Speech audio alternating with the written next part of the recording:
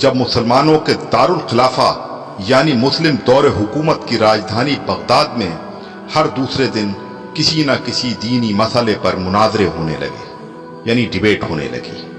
جلد ہی وہ وقت بھی آ گیا جب ایک ساتھ ایک ہی دن بغداد کے 4 الگ الگ چوراہوں پر الگ الگ مناظرے ہو رہے تھے۔ پہلا مناظرہ اس بات پر تھا کہ ایک وقت میں سوئی کی نوک پر کتنے فرشتے بیٹھ سکتے ہیں۔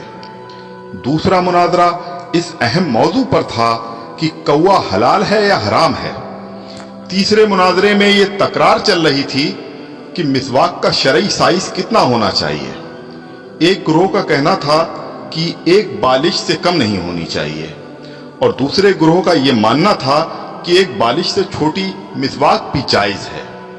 ابھی یہ ڈیبیٹ چل ہی رہی تھی کہ ہلاکو خان کی قیادت میں تتاری فوج بغداد کی گلیوں میں داخل ہو گئی اور سب کچھ تہس نہس کر دیا۔ مسواک کی حرمت بچانے والے لوگ خود ہی بوٹی بوٹی ہو گئے۔ سوئی کی نوک پر فرشتوں کی گنتی کرنے والے لوگوں کی کھوپڑیوں کی میناریں بن گئیں جنہیں گننا بھی ممکن نہیں تھا۔ کوے کے گوشت پر بحث کرنے والوں کے مردہ جسموں کو کوے نوچ نوچ کر کھا رہے تھے۔ آج ہلاکو خان کو بغداد تباہ کیے سینکڑوں برس گزر چکے ہیں، مگر قسم لے لیجئے جو مسلمانوں نے تاریخ سے رتی برابر بھی سبق لیا ہو، آج ہم مسلمان پھر ویسے ہی مناظرے سوشل میڈیا پر یا اپنی محفلوں، جلسوں اور مسجدوں کے ممبروں سے کر رہے ہیں۔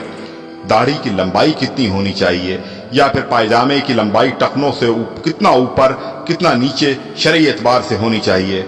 فرقے اور مسلک کے ہمارے جھنڈا بردار صرف اور صرف اپنے اپنے فرقوں کو جنت میں لے جانے کے دعوے کر رہے ہیں، اور دور حاضر کا ہلاکو خان ایک ایک کر کے مسلم ملکوں کو نیست نابود کرتا ہوا آگے بڑھ رہا ہے۔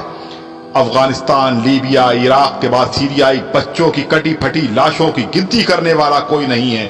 بے گناہوں کی کھوپڑیوں کے مینار پھر بنائے جا رہے ہیں۔ آدم کی نسل کے نوجوانوں، بوڑھے بزرگوں کی لاشوں کو کوے نوچ نوچ کر کھا رہے ہیں، اور ہوا کی بیٹیاں اپنی عصمت بچانے کے لیے امت کی چادر کا کونا تلاش کر رہی ہیں۔ جی ہاں، اور ہم خاموشی سے اپنی باری آنے کا انتظار کر رہے ہیں۔